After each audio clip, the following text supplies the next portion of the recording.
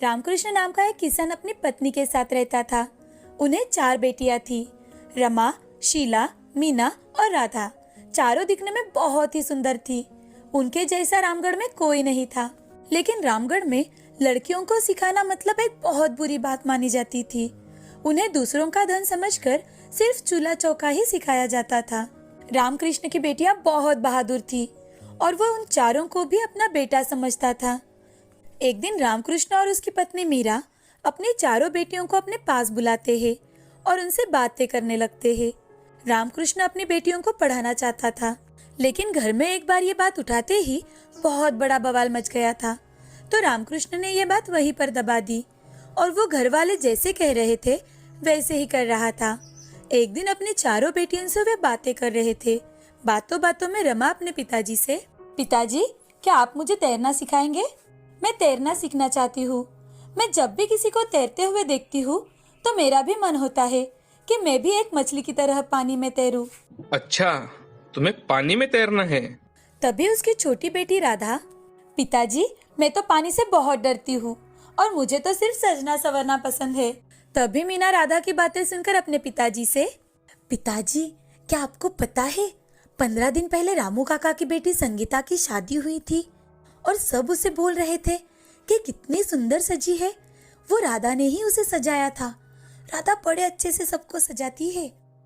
तभी रामकृष्ण आश्चर्य से उसकी ओर देखता है और, क्या सच में राधा, तुमने उसे सजाया था? तुम्हें किसी ने देखा तो नहीं ना? नहीं पिताजी, वो हम सबने मिलकर उसे चुपके से सजा दिया था। ये बात सिर्फ माँ को पता है। रामकृष्ण लंबी सांस छोड़ता है और अपनी बेटियों से, बच्चियों, तुम्हें जो चाहे वो करो, लेकिन घर में ये बात किसी को पता नहीं चलनी चाहिए। तुम सब मेरी जान हो। अगर तुम लोगों को कोई कुछ कहे तो मुझसे सहा नहीं जाता। मुझे बहुत दुख होता है। हाँ पिताजी। पिताजी, आपको पता है मीना दीदी ने रमेश भाई के मोबाइल में से कुछ खाना बनाने के व्यंजन देखकर एक अलग ही डिश बनाई थी। वो दिखने में बड़ी सुंदर थी और उसका स्वाद, वो तो वाह रे वाह, बहुत ही अच्छा था। रमेश उनके चाचा का बेटा है जो शहर में पढ़ता है और वो जब भी छुट्टियों में घर आता है तो मीना ही उसे अलग अलग डिश बनाकर खाना खिलाती है। तभी क्या कुछ अपने बारे में बताया? तुम भी तो बताओ कि तुम्हें क्या पसंद है। ऐसा कहते ही रामकृष्ण की पत्नी सुनंदा रामकृष्ण के लिए दूध लाते हुए, उसे तो सिर्फ बातें बनाना अच्छा लगता है और अपनी बातों बातों में सबसे काम करवा लेती है वो अपना। सुनंदा के ऐसे कहते ही सभी जोर जोर से हंसने लगते हैं।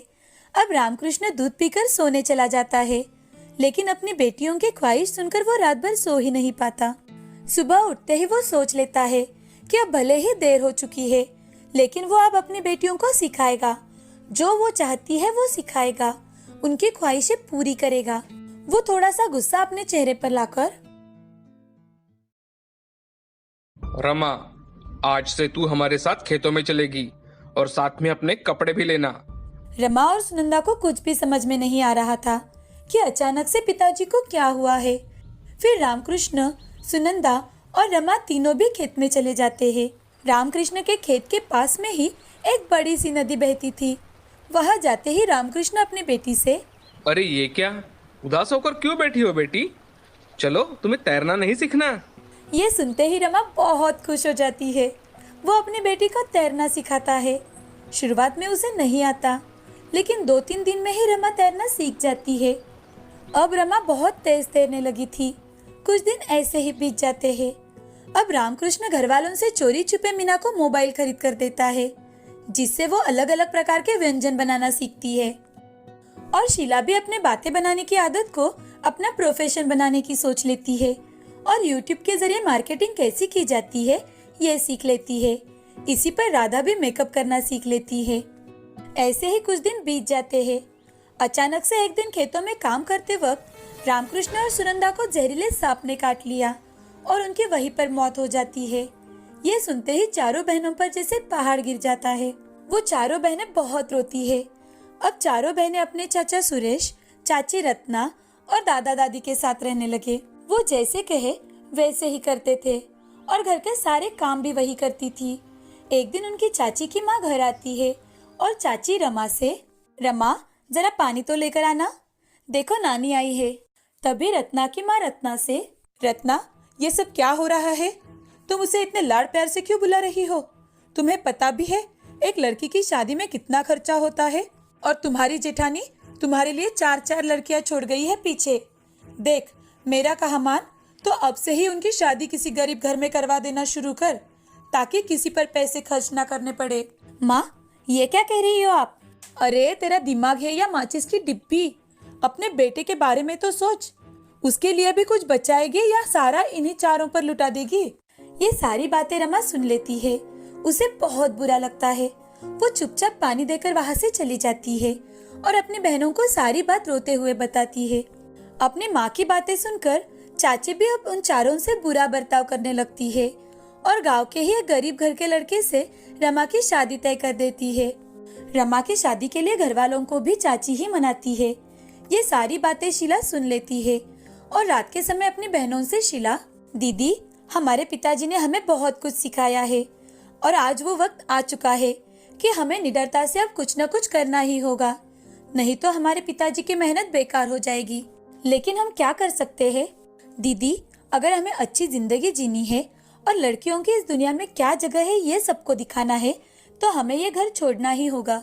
क्या शीला, तुम पागल तो नहीं हो गई? ये क्या बात हुई? दीदी, तो क्या जिंदगी भर लोगों के ताने खाते जीना चाहती हो? और ऊपर से शादी के बाद अगर लड़की हुई तो फिर से ससुराल वालों के ताने सुनो। हम आज और अभी यहाँ से निकल रहे हैं और हाँ, अगर आप नहीं आना चाहती तो भी हम आपको यहाँ से उठा कर लेकर जाएंगे। आप हमारे माँ पिताजी हो, समझी? शीला निडर और बोलने में बड़ी ही शातिर थी, तो अपनी बहन रमा को वो मना लेती है और अब चारों बहनें मिलकर एक चिट्ठी अपने दादा दादी के लिए लिखकर वहाँ से चली जाती है। उस चिट्ठी में वो लिखती है, दादाजी, हमें माफ कर देना, हम अब यहाँ नहीं रह सकते। चाची ने रमा की शादी किसी गरीब घर में पक्की की है। आज हमारे पिताजी होते तो वो ऐसा कभी नहीं होने देते। अब हम हमारे माँ पिताजी की यादें और उन्होंने दी शिक्षा की पूंजी और थोड़े पैसे लेकर यहाँ से जा रहे हैं। पैसे जमा होते ही हम वापस भेज देंगे, हमारी चिंता ना करें, हम चारों एक साथ हैं। अब चारों बहनें शहर में चली जाती है और राधा वहाँ पर अपना खुद का पार्लर खोल देती है। रमा स्विमिंग कोच का काम शुरू करती है। मीना मेस चला रही थी, साथ ही यूट्यूब पर अपना चैनल शुरू करती है और शीला भी एक कंपनी में मार्केटिंग एग्जीक्यूटिव के काम करती है। 2-3 साल में ही वो चारों एक ऊंचाई पर पहुंच जाती है और अब वो एक प्रतिष्ठित लड़कियां बन चुकी थी।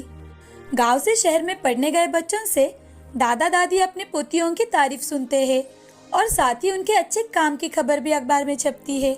अपनी पोतियों की तारीफ सुनकर और अखबार में खबर पढ़कर वो शहर में चले जाते हैं। वहाँ पर जाकर उनका बड़ा घर, नौकर चाकर देखकर वो हैरान हो जाते हैं और फिर दादाजी और चाची उनसे माफी मांगते हैं। नहीं दादाजी, चाची जी, आप हमसे माफी मत मांगिए, हम आपसे छोटे हैं, लेकिन हाँ, मैं ये बात आपको जरूर बताना चाहूंगी कि लड़कियां लड़कों से बिल्कुल कम नहीं होती। अगर वो ठान ले तो पूरी दुनिया उसके कदमों के सामने झुक जाए।